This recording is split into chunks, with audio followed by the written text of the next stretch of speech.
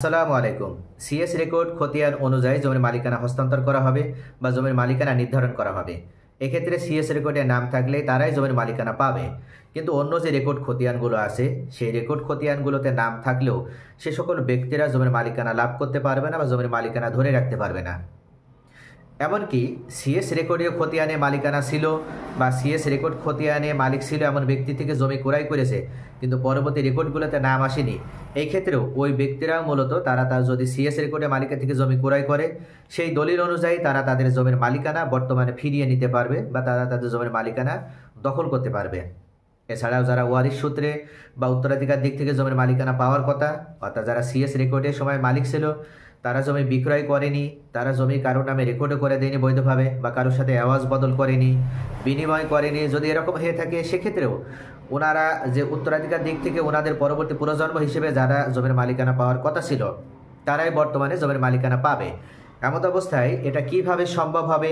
বা SA record আর S রেকর্ডে যাদের নাম অন্তর্ভুক্ত হয়ে গেছে বা সামনে নতুন যে রেকর্ড আছে এই রেকর্ডগুলোতে যে কাদের নাম অন্তর্ভুক্ত হবে, আজকের ভিডিওতে মূলত এই সম্পর্কে আমি বিস্তারিতভাবে আলোচনা করব। ভিউয়ার্স, আমরা সকলেই জানি যে ব্রিটিশ আমলে 1888 সালে সর্বপ্রথম বাংলাদেশে তৎকালীন পার্বত্য চট্টগ্রাম ও সিলেট জেলা বাদ রেখে সমগ্র বাংলাদেশে এই সিএস রেকর্ডীয় কার্যক্রম শুরু করা হয়। আর এই রেকর্ডের মূল উদ্দেশ্য ছিল জমিদারদের জমির মালিকানা স্থায়ীভাবে প্রদান করা এবং জমিদারের অধীনস্থ প্রজা হিসেবে যারা আছে তাদেরকে জমি কইরে খাওয়ার অধিকার প্রদান করা। এমত অবস্থায় ওই সময়ে যারা প্রজাদের কাছ থেকে বর্গা নিয়ে বা কবুল দলিল নেওয়ার মাধ্যমে বা পাট্টা কবুলীয় দলিল সম্পাদন করার মাধ্যমে যারা জমিদারদের থেকে জমি গ্রহণ করেছিল তাদের নামে নামে রেকর্ডে অন্তর্ভুক্ত করা হচ্ছিল বা রেকর্ডে তাদের নাম অন্তর্ভুক্ত করা হচ্ছিল এবং এইভাবে যারা সঠিকভাবে জমির মালিক ছিল তাদেরকেই কিন্তু সিএস রেকর্ডে তাদেরকে মালিকানা প্রদান করা হয় এবং সিএস রেকর্ডে তাদের নাম অন্তর্ভুক্ত করা হয়। কিন্তু পরবর্তীতে দেখা যায় যে এই রেকর্ডটি এই রেকর্ডের কার্যক্রম শেষ হতে সময় লেগে যায় দীর্ঘ বছর, অর্থাৎ প্রায় 52-53 বছর সময় লেগে যায় এবং 1940 সালে থেকে এই রেকর্ডের কার্যক্রম শেষ হয়। একটা দীর্ঘ মেয়াদ লেগে যাওয়ার কারণে বা এই দীর্ঘ মেয়াদের ভিতরে দেখা যায় যে অনেক ভূমি মালিক আছে যাদের নামে সিএস রেকর্ডের নাম উঠেছে তারা মারা গিয়েছে এবং তারা মারা যাওয়ার পর তাদের পরবর্তী ওয়ারিশরা যাদের না জমির মালিকানা পাওয়ার কথা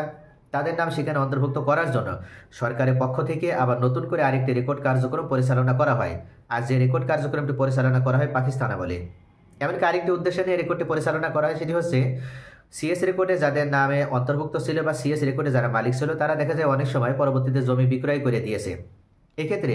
যারা জমিটি ক্রয় করেছিল তাদের নাম অন্তর্ভুক্ত করার জন্য আবার এসএ রেকর্ডটি পরিচালনা করা হয়। এছাড়া আরেকটি সবথেকে গুরুত্বপূর্ণ যে কারণে মূলত এসএ রেকর্ডটি পরিচালনা করেছিল পাকিস্তান সরকার, সেই কারণটি হচ্ছে পাকিস্তান সরকার যখন ক্ষমতায় আসলো দেশ বিভক্ত হওয়ার মাধ্যমে 1947 সালে, ওই সময় ওনারা দেখলো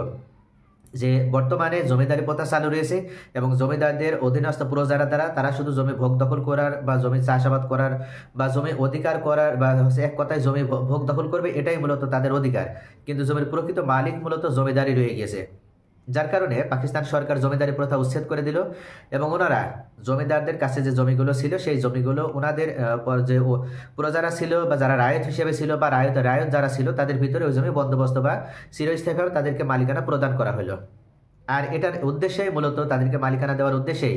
এসএ রেকর্ডটি পরিচালনা করা হয়। পরবর্তীতে এসএ রেকর্ডে যাদের নাম আসার কথা ছিল তারা অনেক সময় দেখা যায় যে বৈধভাবে যাদের মালিকানা পাওয়ার কথা বা বৈধভাবে যাদের মালিক হওয়ার কথা তাদের নাম এসএ রেকর্ডে আসেনি। এক্ষেত্রে সিএস রেকর্ড পরবর্তী যে ওয়ারিশ হিসেবে যাদের নাম আসার কথা ছিল বা যারা কুরাই সূত্রে মালিকানা পেয়েছিল যাদের দলিল অনুযায়ী জমির মালিকানা পাওয়ার কথা তাদের নাম এসএ রেকর্ডে অন্তর্ভুক্ত হয়নি। এমনকি শুধু এসএ রেকর্ড নয়, এসএ রেকর্ড পরবর্তীতে যে আরএস রেকর্ড হয়েছে বা কোথাও কোথাও বিআরএস রেকর্ড হয়েছে বা কোথাও বিএস রেকর্ড হয়েছে,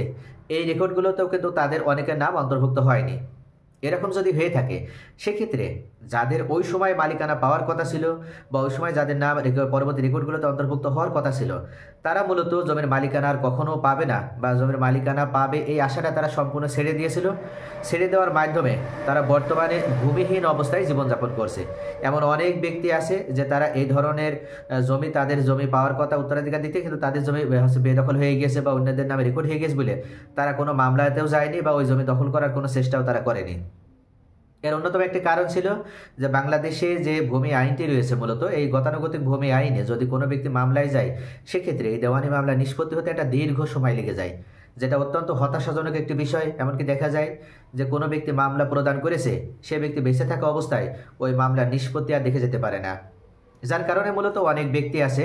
তারা ওই দেওয়ানি কোর্টে বা দেওয়ানি মামলা করার ক্ষেত্রে তারা তাদের উৎসাহটা হারিয়ে ফেলে। তবে আসার কথা হচ্ছে এই যে বর্তমানে অন্তর্বর্তীকালীন সরকার গঠিত হওয়ার মাধ্যমে এই সরকারের পক্ষ থেকে আশ্বস্ত করা হচ্ছে যে কোনো মামলায় আর লেংদি হবে না, এবং যে মামলায় যে প্রসেস আছে সেই প্রসেসগুলো সঠিকভাবে যদি কোনো ব্যক্তি গ্রহণ করতে পারে, তাহলে দেখা যাবে যে জমি সংক্রান্ত মামলা হলেও সেটা 1 থেকে 1.5 বছর বা 2 বছরের ভিতরে কিন্তু নিষ্পত্তি করা সম্ভব হবে। এমত অবস্থায় যদি এমন হয় বিষয়টি যে তাহলে এতদিন পরে এসেও যে সিএস রেকর্ডীয় মালিকের যে উত্তরাধিকার হিসেবে যারা বর্তমান রয়েছে, তারা কি মামলা করলে বা কোর্টের দ্বারস্থ হলে তারা তাদের জমি পাবে? হ্যাঁ, পাবে। যদি তাদের পূর্বপুরুষ ওই জমি বিক্রয় না করে দিয়ে যায়, বা ওই জমি যদি কারোর সাথে এওয়াজ বদল না করে দিয়ে যায়, বা ওই জমির মালিকানা যদি কাউকে বৈধভাবে হস্তান্তর করে দিয়ে না যায়, তাহলে ওই সিএস রেকর্ডীয় মালিকের উত্তরসূরি হিসেবে বা আপনার বর্তমান উত্তরাধিকার হিসেবে যারা আছে, তারা যদি মামলায় যায় বা ওই জমির রেকর্ড কারেকশন করার মাধ্যমে দখল পুনরুদ্ধারের মামলা বা ঘোষণামূলক মামলা যদি তারা গ্রহণ করতে পারে, এক্ষেত্রে তারা তাদের পূর্বপুরুষের দিক থেকে যে উত্তরাধিকার দিক থেকে যে সম্পত্তি পাওয়ার কথা ছিল, সেই সম্পত্তি তারা ফিরে পাবেন। এমনকি এসএ রেকর্ড বা আরএস রেকর্ড যদি অন্য কারোর নামে হয়েও যায়, সেক্ষেত্রেও কিন্তু ওই রেকর্ড কারেকশন করে তারা তাদের জমির মালিকানা ফিরে পাবে। এবং এ ধরনের ঘটনা বাংলাদেশে এখন অহরহ ঘটছে। দেখা যায় সিএস রেকর্ডের মালিক ছিল, তাদের পরবর্তী ওয়ারিশরা পরবর্তী এসএ রেকর্ড বা আরএস রেকর্ডের মালিকানা পায়নি, কিন্তু তারা কোর্টে মামলা করার মাধ্যমে এই 50 বছর 60 বছর মামলা পরিচালনা করে তারা সেই মামলা নিষ্পত্তি করে জমির দখল তারা পেয়েছে, এবং তারা তাদের পূর্বসূরিতে রেখে যাওয়া সম্পত্তি তারা ফিরে পাচ্ছে। এ ধরনের ঘটনা কিন্তু অহরহ বাংলাদেশে সংঘটিত হচ্ছে। আর বর্তমানে যেহেতু দুর্নীতিমুক্ত ভূমি সেবা প্রদান করা হচ্ছে, ঘুষমুক্ত ভূমি সেবা প্রদান করা হচ্ছে, এমত অবস্থায় কোনো সেক্টরে, অর্থাৎ ভূমি সংক্রান্ত সেক্টর বলে নাই, কোনো কোর্ট পর্যায়েও বা অন্য কোনো যে অফিসগুলো আছে সরকারের, এই জায়গা জমি সংক্রান্ত বা রিলেটেড যে অফিসগুলো আছে, সেখানে কিন্তু কোনোভাবে দুর্নীতি গ্রহণ করার সুযোগ নেই বা ঘুষের আশ্রয় নেওয়ার সুযোগ নেই। এক্ষেত্রে কোনো জজ বা কোনো বিচারকও কিন্তু তারা ঘুষের মাধ্যমে আপনার বৈধ জমির মালিকানা অন্য কাউকে প্রদান করবে না। আপনার মালিকানা যদি সঠিক হয়, আপনি যদি সঠিক কাগজগুলো দেখাতে পারেন, সেক্ষেত্রে আপনি যদি মামলায় যান এবং দেওয়ানি মামলার মাধ্যমে যদি আপনার ডকুমেন্টসগুলো আপনি বিচারকের সামনে যদি উপস্থাপন করতে পারেন, সেক্ষেত্রে আপনাদের জমি আপনারা ফিরে পাবেন। আর যারা বর্তমান দখলে রয়েছে, যাদের নামে রেকর্ড হয়ে গেছে আর সেই রেকর্ড হয়েছে বলে তারা মালিকানা ধরে রেখেছে, তাদের নামে কী কারণে রেকর্ড হলো বা তারা সিএস রেকর্ড থেকে এসএ রেকর্ডে কীভাবে তাদের নামে রেকর্ডটা আসলো, এই বিষয়টি যদি তারা প্রমাণ করতে না পারে, বা আরএস রেকর্ডে কীভাবে তারা মালিক হলো, এই বিষয়টি যদি তারা প্রমাণ করতে না পারে, তাহলে তারা দীর্ঘদিন ওই জমি ভোগ দখলে রাখলেও বা দীর্ঘদিন ধরে তারা ওই জমি দখল করে রাখলেও ওই জমির মালিকানা কিন্তু তারা ধরে রাখতে পারবে না। তাহলে আপনাকে মামলা করার পূর্বে অবশ্যই নিশ্চিত হতে হবে